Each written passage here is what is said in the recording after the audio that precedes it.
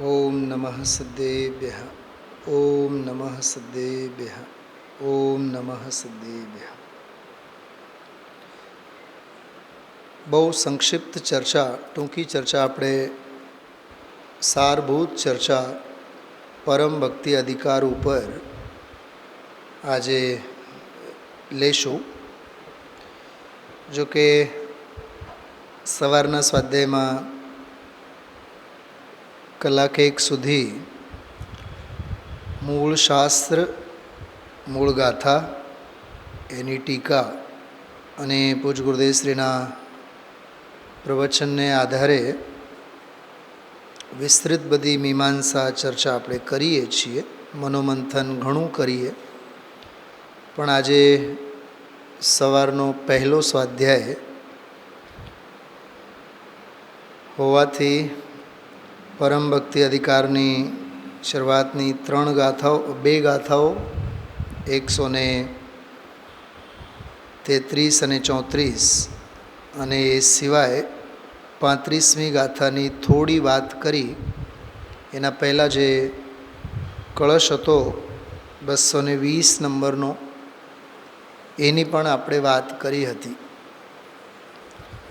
આજે જે ગુરુદેવશ્રીનું વ્યાખ્યાન થયેલો છે 134મી ગાથા અને 220 નંબરનો કળશ, એને આધારે મુખ્ય બિંદુઓ, એને આપણે એમ કહીએ ને કે ગુરુવાણી મંથન. આજકાલ સમગ્ર ભારત વર્ષમાં ગુરુવાણી મંથન શિબિર કરીને પૂજ ગુરુદેવશ્રીના વ્યાખ્યાનોના સથવારે, વ્યાખ્યાનોના આધારે સરસ ગુરુદેવશ્રીના અર્થ ગંભીર ભાવોને સભાની સામે, શ્રોતાઓની સામે મૂકવામાં આવે છે. ગુરુદેવશ્રીના હાર્દને જ વાગોળવામાં આવે છે. આપ જુઓ 134મી જે ગાથા છે, પહેલાં એ ગાથાનો પાઠ આપણે કરીએ. મૂળ ગાથા છે, જુઓ 134મી ગાથા, પાના નંબર છે 202 ઉપર.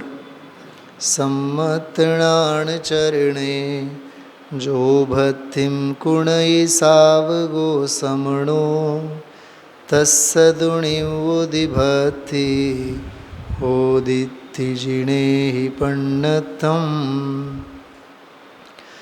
શ્રાવક શ્રમણ સમ્યક્ત્વ જ્ઞાન ચારિત્રની ભક્તિ કરે, નિર્વાણની છે ભક્તિ તેને એમ જીન દેવો કહે. મૂળ ગાથા છે. આમાં 2-3 બાબતો જુઓ. સમ્યક્ત્વ એટલે સમ્યક દર્શન, જ્ઞાન અને ચારિત્ર્ય એટલે રત્નત્રય. રત્નત્રયની ભક્તિ કરે, ભાવ ભજે, એમ સમજો ને, ભાવે ભજે. બરાબર. હવે એ ભાવે જે ભજવાનું છે એ ભક્તિ કહેવાય. ટૂંકમાં જ્ઞાનીની જ્ઞાનધારા, શ્રાવકની અપેક્ષાએ અને શ્રમણની અપેક્ષાએ, બેઉને લીધા, શ્રાવક અને શ્રમણ. તો શ્રાવક ચોથાવાળાએ આવી જાય, એ શ્રાવક જ છે ને આમ તો, પણ આમાં આ ગાથામાં પંચમ ગુણસ્થાનવર્તી શ્રાવકને લીધા છે. કેમ કે 11 પ્રતિમાઓ કોને હોય? વ્રતીને હોય. દેશવ્રતી શ્રાવકને જ 11 પ્રતિમા હોય. સમજાય છે? દર્શન પ્રતિમાથી લઈ ઉદ્દિષ્ટ આહાર ત્યાગ 11મી પ્રતિમા સુધી.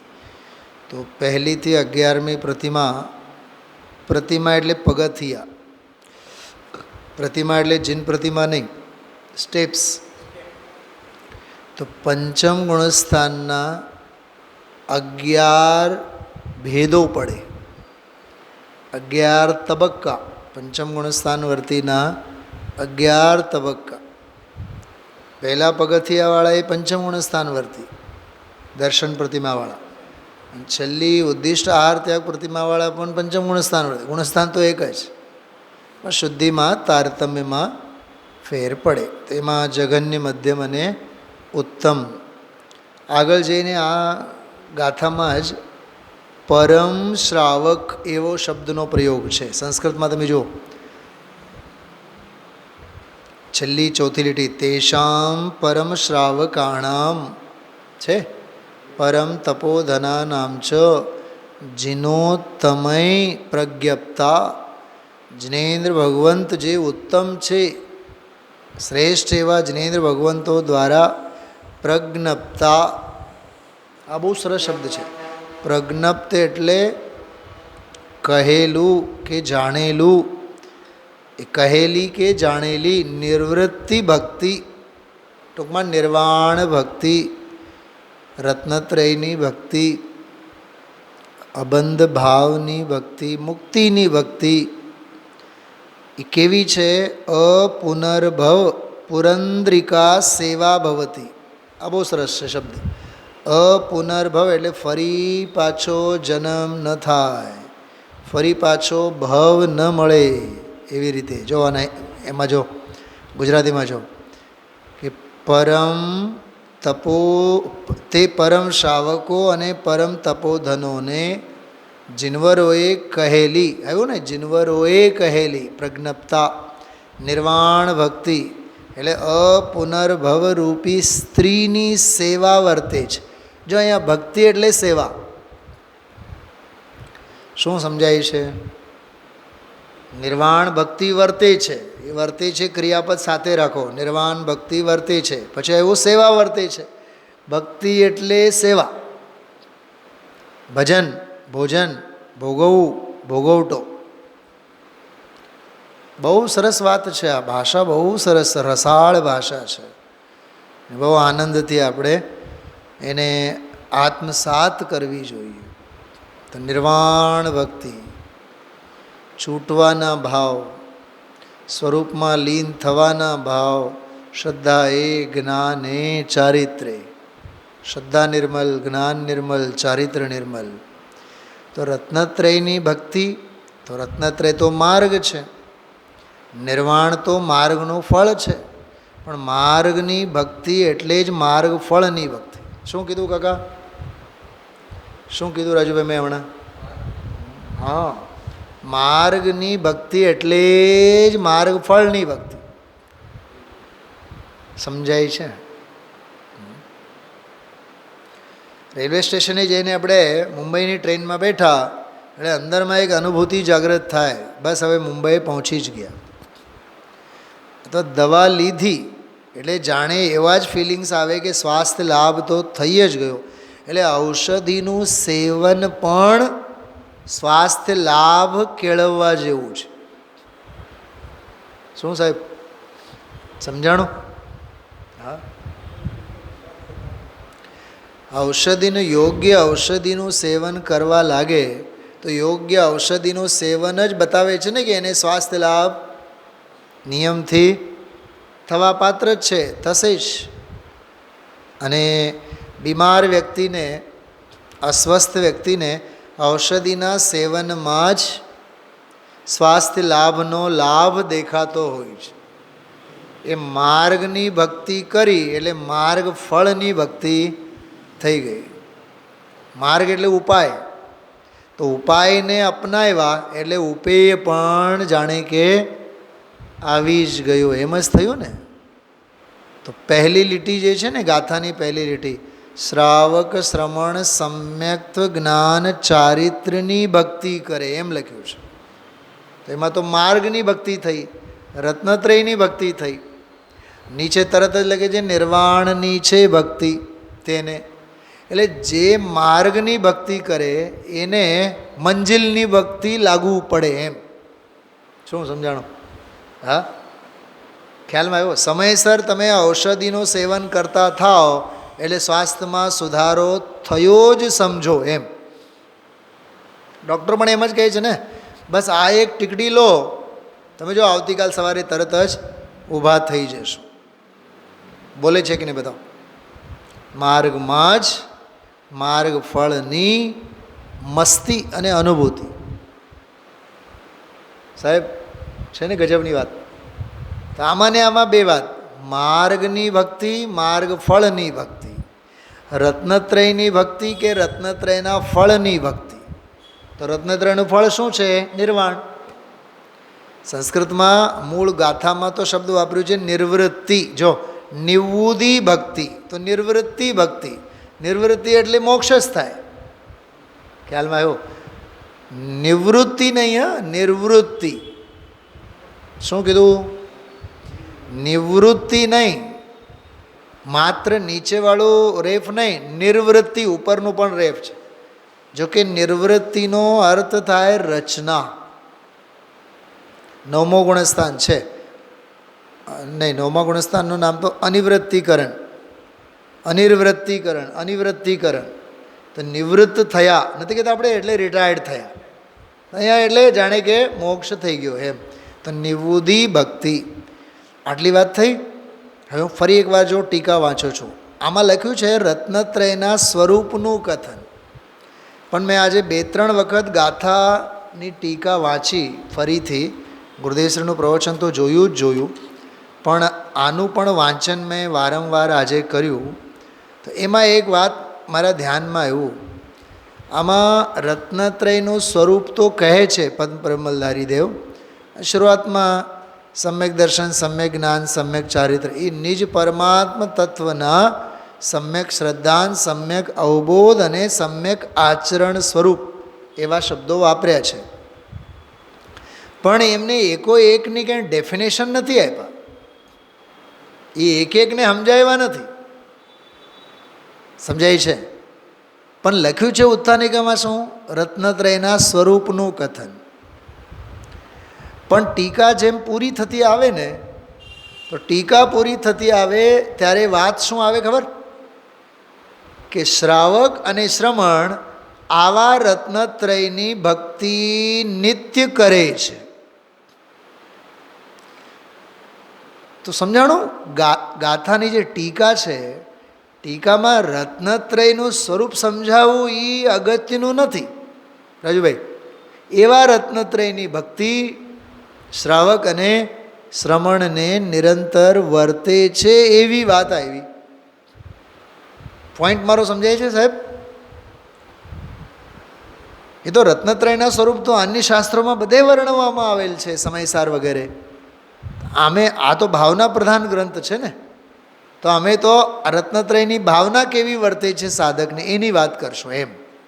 તમે જોજો ગાથાની ટીકામાં જો, ચતુર્ગતિ સંસારમાં પરિભ્રમણના કારણભૂત તીવ્ર મિથ્યાત્વ કર્મની પ્રકૃતિથી પ્રતિપક્ષ, પ્રતિપક્ષ એટલે વિરોધી, નિજ પરમાત્મ તત્વના સમ્યક શ્રદ્ધાન અવબોધ આચરણ સ્વરૂપ, સમ્યક શ્રદ્ધાન, સમ્યક અવબોધ, સમ્યક આચરણ સ્વરૂપ શુદ્ધ રત્નત્રય પરિણામોનું જે ભજન તે ભક્તિ છે. તો રત્નત્રયનું સ્વરૂપ ક્યાં આવ્યું આમાં?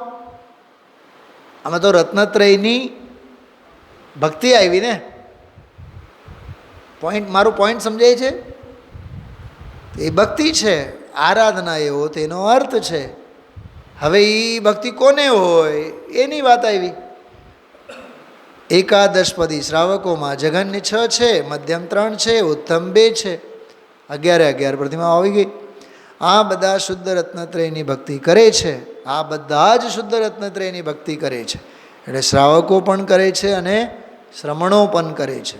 હવે ત્રીજી વાત, તેમજ ભવ ભય ભીરુ. આજે તો જો શ્રાવકની વાત કરી, હવે શ્રમણોની વાત કરે. શું સમજાણું?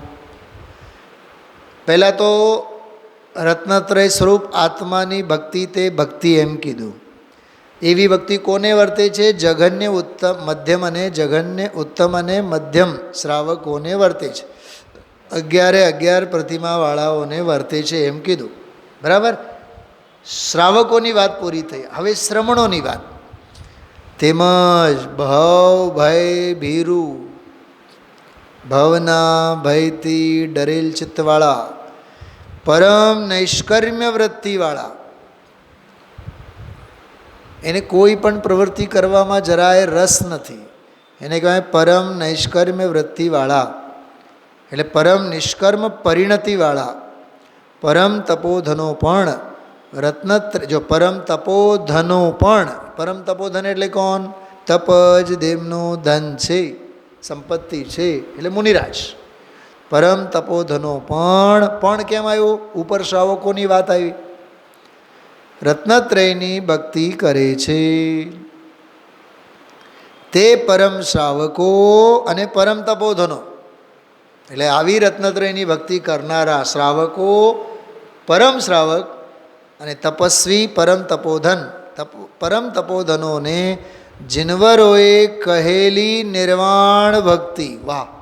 જીનવરોએ કહેલી, જીનેન્દ્ર ભગવંતોએ કહેલી નિર્વાણ ભક્તિ અપુનર્ભવરૂપી સ્ત્રીની સેવા વર્તે છે.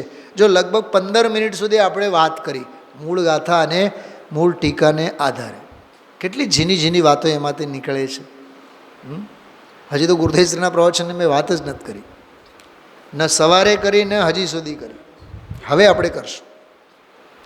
બાકી તો 7 ગાથાઓમાં 134મી ગાથાથી 140 7 ગાથાઓમાં જે રત્નત્રય ભક્તિ, નિર્વાણ ભક્તિ, વ્યવહારે સિદ્ધ ભક્તિ, નિજ પરમાત્મ ભક્તિ, નિશ્ચય યોગ ભક્તિ, ફરી પાછા નિશ્ચય યોગ ભક્તિ, પછી પરમ યોગ 139મી ગાથામાં આવશે. પરમ યોગ સ્વભાવ સાથેનું જોડાણ, અને એને એ વાત વળી પાછી ઉપસંહારમાં પરમાર્થે સ્વરૂપ અને સ્વભાવનો યોગ, ઈ યોગ ભક્તિ, એની પ્રેરણા સાથે 7 ગાથાઓ પૂરી થશે. અને સાથે સાથે વચ્ચે વચ્ચે 4, 5, 6, 8 એવી રીતે કળશો આવશે. 220થી 237 28 કળશો છે. કેટલા કળશો? 28 કળશો છે. 7 ગાથા અને 28 કળશો. અને મેં 7 ગાથાની વિષય વસ્તુ અત્યારે બતાવી દીધી. વિદ્યાર્થી તરીકે તમે તો સાંભળો ને, લખી રાખવા જેવા પોઈન્ટ છે. સમજો, મારા પાસે દેખાય છે તમને? એમને એમ નથી બોલતો. આ બધું હોમવર્ક કરીને બેઠો હું. એટલે મારી પણ વિનમ્ર વિનંતી છે, આવું બધું થોડુંક લખાણની ટેવ રાખવાની. હવે હું પૂછું તમને, બોલો 7 ગાથાઓમાં શું આવ્યું? બધું ભૂસાઈ ગયું. વ્યાખ્યાન એવી રીતે સાંભળવું જોઈએ. 45 મિનિટનું વ્યાખ્યાન બીજી મિનિટે પૂછવામાં આવે ને, 46માં 47માં મિનિટે, તો આખા વ્યાખ્યાનમાં કેટલા પોઈન્ટ્સ આવ્યા એ બધા મગજમાં હોવા જોઈએ. એના માટે કાગળ, પેન, ડાયરી તૈયાર જ હોવું જોઈએ. શ્રાવક બનીને સાંભળ્યા રાખીએ એ યાદ નહીં રહે કાંઈ. હા, અહોભાવ આવશે, અંદરમાં મહિમા આવશે, પણ સ્મરણમાં નહીં રહે, પછી યાદ નહીં રહે, બધું ભૂસાઈ જાય. એટલે થોડોક એ ધ્યાન રાખજો. હવે હું રિપીટ નહીં કરું, હવે જોશું પછી કાલે આવશે તો. ચલો, હવે મારે ગુરુદેવશ્રીના વ્યાખ્યાનને આધારે થોડીક વાત કરવી છે. જો 134મી ગાથા ઉપર જે વાત લીધી, 134 નહીં પણ આગળ 206 નંબરના પાને, પહેલું પાનું આજે જે વ્યાખ્યાન ચાલુ થયું,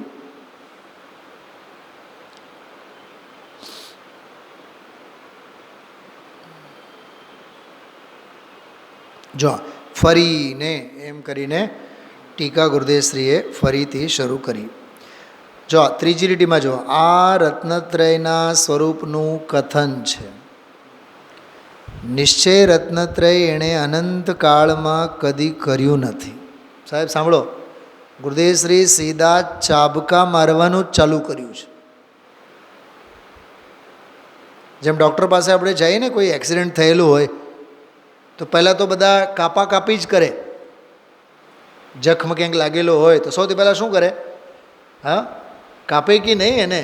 એમ ગુરુદેવશ્રી સૌથી પહેલાં જો નિશ્ચય રત્નત્રય એણે અનંતકાળમાં કદી કર્યું નથી, ચાબકા જ માર્યા. બહારથી માની, વ્યવહારથી માનીને રખડી મરી ગયો. બોલો, રખડી મરી ગયો. અંતર સ્વરૂપ ચિદાનંદ નિશ્ચયથી પરનો કરતા તો નથી. શું કીધું? પરનો કરતા તો નથી. શરીર અને વાણીનો કર્તા પણ આત્મા નથી. અરે કર્તા તો નથી, પણ એને જાણવું એ પણ વ્યવહાર છે. કેટલી જબરદસ્ત વાત. કરવાપણું તો નથી જ, પણ જાણવું એ વ્યવહાર છે. રત્નત્રયમાં હું માત્ર જ્ઞાયક છું. બોલો, જ્ઞાયક જ્ઞાયકનો છે એવો ભેદ પણ નથી. આ ઓલી ખડીવાળી ગાથા, શેટિકાવાળી ગાથા જે આજે દાખલો આપ્યો તો એ જ્ઞાયક જ્ઞાયકનો છે એવો ભેદ પણ નથી. જ્ઞાયક પરને જાણે છે એમ તો નથી, પરનો કરતા છે એમ તો ત્રણ કાળમાં નથી.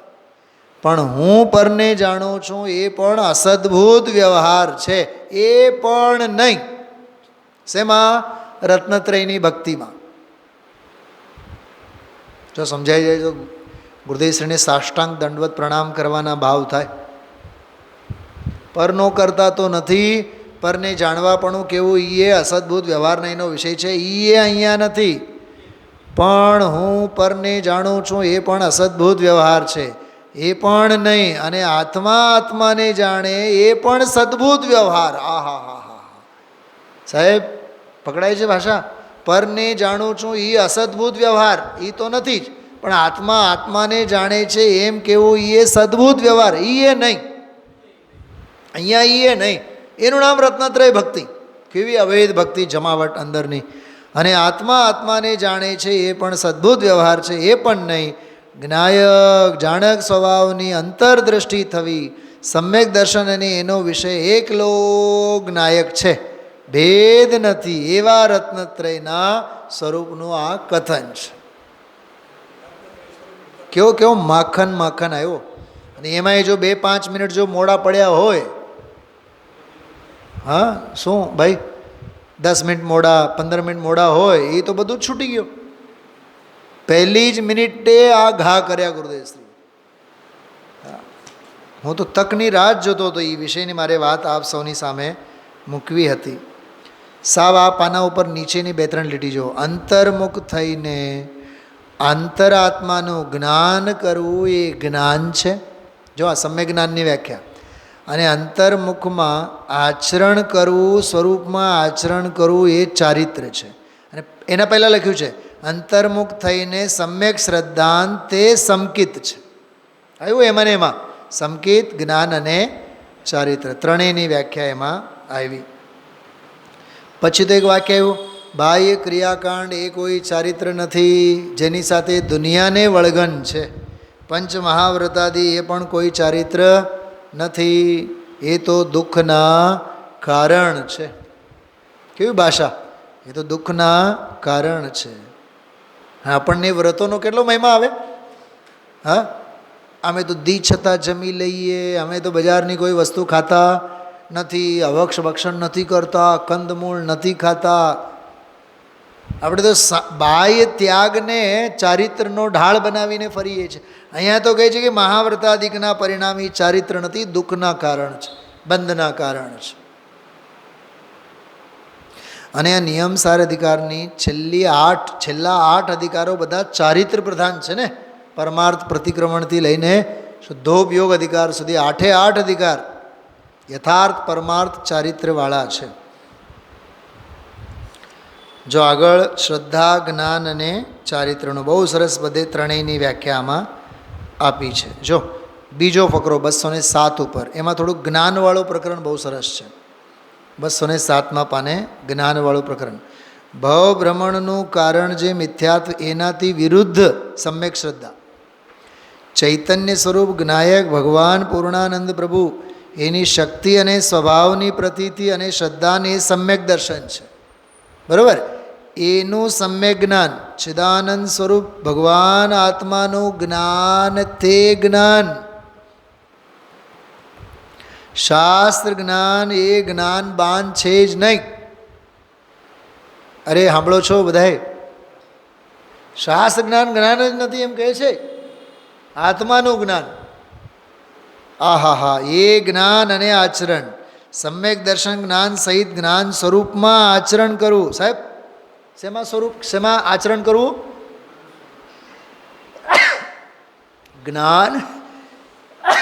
જ્ઞાન સ્વરૂપમાં, ભાષા જુઓ, જ્ઞાન સ્વરૂપમાં આચરણ કરવું, જ્ઞાન સ્વભાવી ભગવાન આત્મામાં આચરણ એટલે રમવું.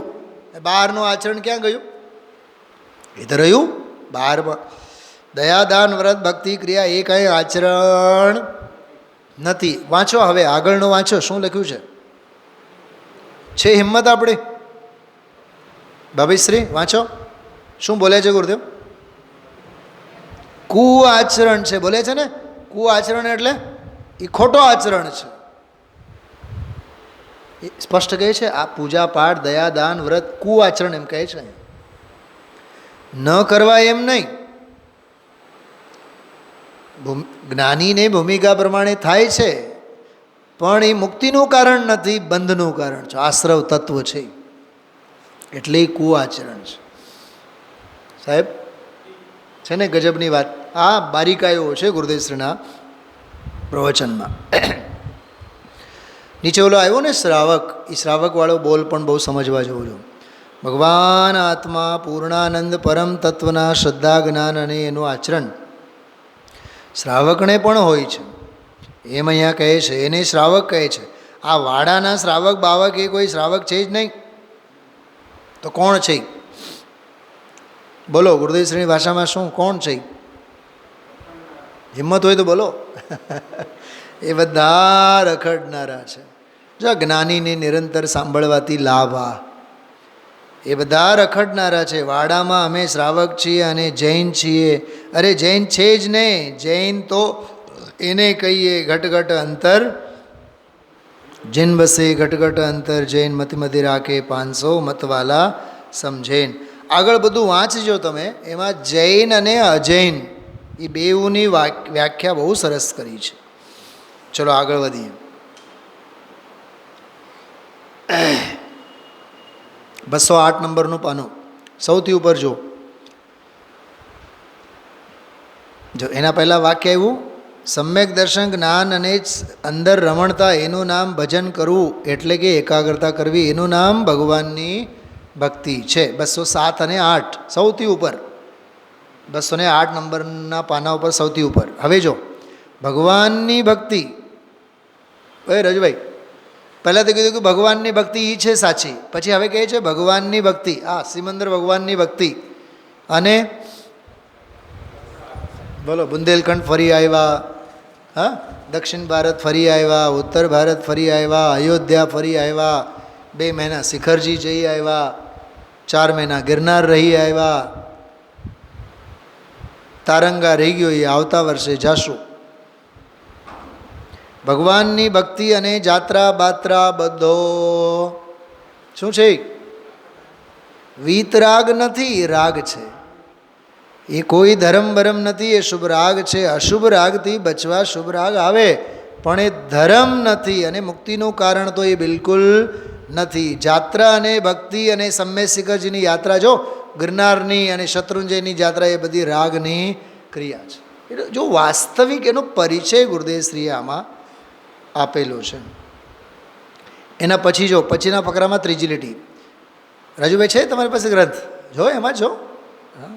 અચ્છા, દુનિયા ભગવાનની ભક્તિ કરીને માને છે. કોણ દુનિયા? એટલે આપણે નહીં આવીએ એમાં. દુનિયા ભગવાનની ભક્તિ કરીને માને છે એ તો પુણ્ય છે, ધર્મ નથી. એ કોઈ ધર્મ નથી. સવારમાં ઉઠીને ભગવાનની પૂજા અને વંદન કરે એ બધું પુણ્ય છે, ધર્મ નથી. જન્મ મરણનો અંત કરનારી એ ચીજ નથી. એનાથી તો જન્મ મરણ થાય છે, ભવ ભ્રમણ થાય છે. આ હા હા હા, કાંઈ સાંભળ્યું નથી, સાંભળ્યું ન હોય. અંતરની ચીજ છોડીને બહારની ચીજમાં જેટલો રોકાય એ બધું સંસારનું કારણ છે ને અલૌકિક. ગંડેરી લાગે કે નહીં? ગંડેરી રીતસર. ચલો આગળ વધીએ. નીચેથી બીજો ફકરો જો, એકાદશપદી શ્રાવકોમાં, એમાં જો એકાદશપદી શ્રાવકોમાં, આ ફકરામાં જો જઘન્ય, એ ફકરામાં બહુ સરસ વાત કરી. શ્રાવકને 11 પડીમાં છે, બરાબર. 2-3 લીટી મૂકીને આગળ જો. આત્માનું જેટલી સામર્થ્ય અને શક્તિ છે એટલું જ્ઞાનમાં અને શ્રદ્ધામાં આવ્યું. એ નિર્વિકલ્પ જ્ઞાન શ્રદ્ધાને સમકિત જ્ઞાન કહે છે. એનું નામ ધર્મ. મળ્યું? કાકાને મળ્યું કે નહીં હજી? નીચેથી બીજો ફકરો, એમાંની વચ્ચેની લીટી ત્રીજી. સાવ નીચે 4-5 લીટી મૂકો, પછી નીચેથી બીજો ફકરો. ઉપર ઉપર જો, હજી થોડોક, હા વચ્ચે જો. મળ્યું? એનું નામ ધર્મ. બાકી ધર્મ બરમ થોતા. ભક્તિ પૂજા કરે, જો ગિરનારની જાત્રાને એ બધું થોતા. શુભ ભાવ પુણ્ય છે, બંધનનું કારણ છે. હવે ગુરુદેવસિંહ બોલ્યા, જો સવારે મેં વાત કરી હતી, આવું માને કોણ? સાહેબ માનશો તમે? બતાવો, આવું કોણ માને? અને જગતને આની જ કેટલી હોંશો છે. હમણાં હું એક જગ્યાએ ગયો હતો, મહારાષ્ટ્રમાં એક જગ્યાએ, મને કે 700 લોકો જવાના છે, એક સાથે ટ્રેન બુક કરી છે. મને ભૈયાજી અમારી ભાવના છે કે તમે આવો. મેં કીધું જય જિનેન્દ્ર. જાશું, એકલા વંદન કરી આવશું, 2-4-6 સાધર્મીઓ સાથે જશું. ટોળા વળીને જવાનો કાંઈ અર્થ નથી. એ આયોજન જ થાય બધું. વિમલભાઈ 200 ગયા ને 300 ગયા ને 400 માણસ, 10 બસ અને 11 બસ. 92માં ભભૂતમલજી ભંડારીએ યાત્રા કરાવી હતી. શિખરજી, પાવાપુરી, ચંપાપુરી, 16 બસો હતી. હવે જ્યાં બસો આવીને હજી ઊભી થાય અને મુમુક્ષુઓ ઉતરે ચડે ત્યાં સુધી તો પંચ પકવાન જમવાનું બધાને તૈયાર હોય. ઠીક છે, એને ભાવનાથી કરાવી હતી, પણ લોકોની વચ્ચે એક જ ચર્ચા, ખાવા પીવાનું બહુ હાઈ ક્લાસ. અમે ત્યાં પહોંચીએ એ પહેલાં તો નાસ્તો અમારો તૈયાર. 11 વાગે જમવાનું કીધું હોય, 10:30 વાગે તમે જમવાનું માગો ને, તમને ડીશ તૈયાર મળે. ધર્મની સંજ્ઞા સાથે છે કે આહારની સંજ્ઞા સાથે છે? બતાવો, બોલો જયેશભાઈ. એટલે આજકાલના યુવાઓ સાથે આ વાતમાં ક્યાંય બંધ નહીં બેસે, કેમ કે આજકાલના બધા જુવાનિયાઓને બધાને ખાણી પીણી, પહેરવું ઓઢવું, રખડવું, એ સિવાય કાંઈ. એટલે મેં મારા જીવનમાં જોયું રાજુભાઈ, તમારા જેવા સાધર્મીઓ જે છે ને એ જ મારા મિત્રો છે. બાકી સ્ટુડન્ટ લાઈફમાં મારા કોઈ મિત્ર નહીં, અને આજે 27 વર્ષમાં અહીંયા કોઈ મિત્ર નહીં. એ રાજુભાઈ, કોઈ સાથે ઘનિષ્ઠતા જ નહીં. કેમ કે ક્યાંક કુંડળીમાં મેળ જ નહીં પડે.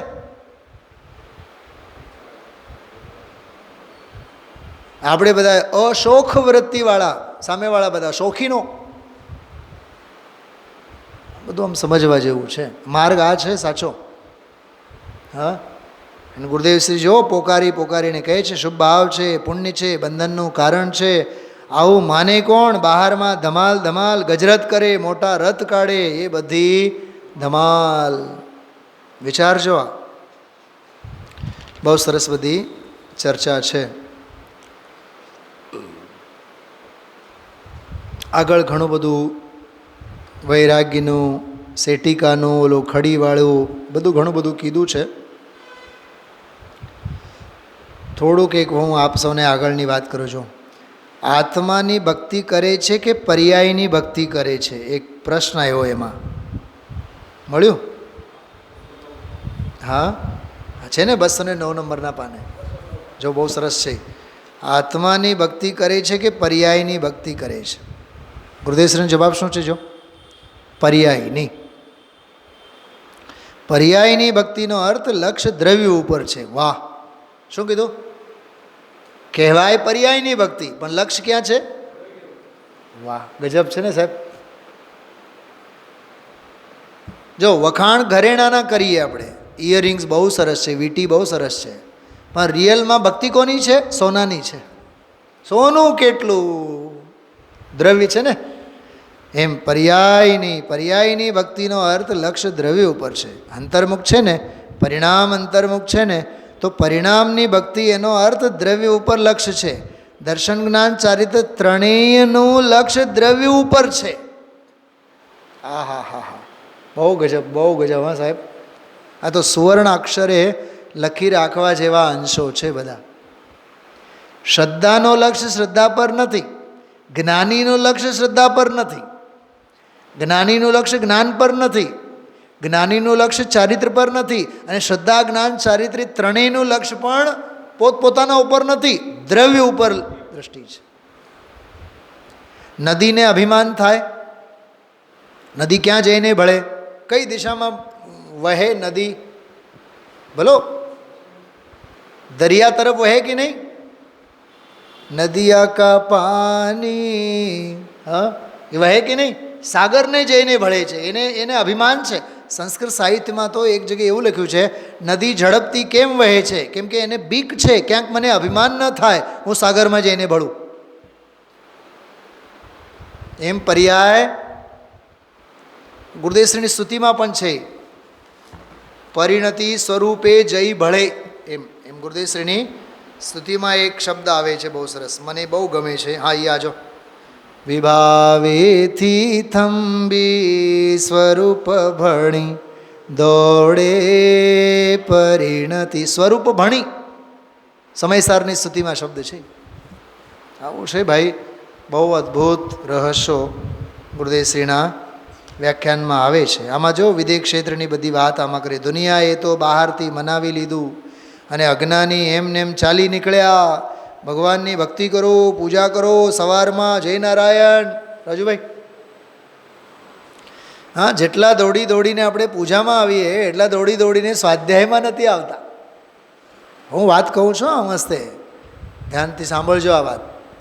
અરે જેટલી હોશ પૂજા અને પ્રક્ષાલની હોય એના કરતાં અસંખ્યાત ગણી રુચિ અને રસ સ્વાધ્યાયનો હોવો જોઈએ, અને એનાથી અસંખ્યાત રસ ઘણું રસ સામાયિકનો હોવો જોઈએ, સ્વરૂપ લીન દશાનો હોવો જોઈએ. છે કે નહીં? દુનિયાએ તો બહારથી મનાવી લીધું, અજ્ઞાની એમને એમ ચાલી નીકળ્યા. ગુરુદેવ આપણે કહીએ ને ગુજરાતીમાં, ઓહો એ તો હાલી નીકળ્યા. તો હાલી નીકળ્યા એટલે શું? ભાવ ભાષણ થાય છે ને તમને બધાને. ગુરુદેવશ્રી એવી ભાષા વાપરે છે, ચાલી નીકળ્યા. ભગવાનની ભક્તિ કરો, પૂજા કરો સવારમાં, એનાથી ધર્મ થશે. એવું તો અનંતવાર કર્યું. મહાવિદેહ ક્ષેત્રમાં અનંતવાર ઉપજો છે. ભગવાન મહાવિદેહમાં તો તીર્થંકરનો કદી વિરહ હોતો નથી. તો તીર્થંકરની ભક્તિ અને સેવા સમોશરણમાં અનંતવાર કરી છે. પણ એ તો પરદ્રવ્યની સેવા, એ તો શુભ ભાવ પુણ્ય છે. એ પુણ્ય તો બંધનનું કારણ છે, રખડવાનું કારણ છે. આવી વાત વાંચજો, સમય કાઢો, શક્તિ કાઢો. હા ચલો, 210 નંબરના પાને એક વૈરાગ્યનો બોલ છે, એટલો વાંચીને આપણે વાત પૂરી કરીએ. જો આ શાંતિબાઈનું નામ લઈને આગળ બોલ્યા છે વચ્ચે ત્રીજા ચોથા ફકરામાં. હા હા કોઈ દી સાંભળ્યો નથી. આ સામાય કરો, પોષા કરો, પડીકમણા કરો, ચવ્યાર કરો, થઈ ગયો ધર્મ, એવા તો અનંતવાર થોતા કર્યા. રાગની મંદતા હોય, પુણ્ય હોય તો માણસ થાય, કાં તો ધૂળનો પૈસાનો શેઠિયો થાય. ધૂળનો શેઠિયો થાય, કરોડપતિ અબજપતિ, એમાં કાંઈ ભાવ ઘટે નહીં. પછી નૈરોબીની થોડીક લાંબી વાત કરી. એમાં એક પ્રશ્ન આવ્યો કે આ તમારું દિગંબર મંડળ શ્વેતાંબર મંદિરમાં જતા નથી. 210 છેલ્લી બે લીટી જુઓ. દિગંબર મંડળ એટલે દિગંબર મંડળના લોકો શ્વેતાંબર મંદિરમાં જતા નથી, દર્શન કરતા નથી. મેં કીધું, ગુરુદેવશ્રી કહે છે, તત્વજ્ઞાન થયા પછી વ્યવહાર કેવો હોય એ આપોઆપ સમજાય છે. બીજું શું કહેવાનું તમને? તત્વજ્ઞાન એટલે સમ્યક દર્શન પછી વ્યવહાર કેવો હોય એની ખબર પડે છે.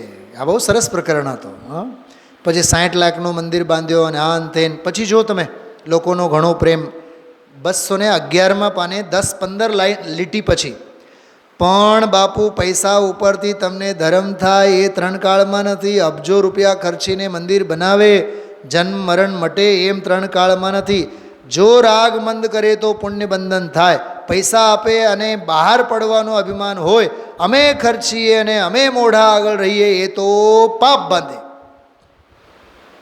વસ્તુનું આવું સ્વરૂપ છે ભાઈ, ચારે બાજુથી સંકેલીને આત્મામાં જવાનું છે. ચલો બ્રહ્મવાક્ય, હા, સરવાળો. ચલો આવું ઘણું બધું ગુરુદેવશ્રીના પ્રવચનમાં આવે છે. જેટલું વાંચીએ એટલું ઓછું છે. આ ગાથાને આધારે પૂજ ગુરુદેવશ્રીના અમૃતમય વાણીનું મંથન આપણે કર્યું. વિશેષ ચર્ચા પછી લેશું. ઓમ નમઃ સિદ્ધેભ્યઃ.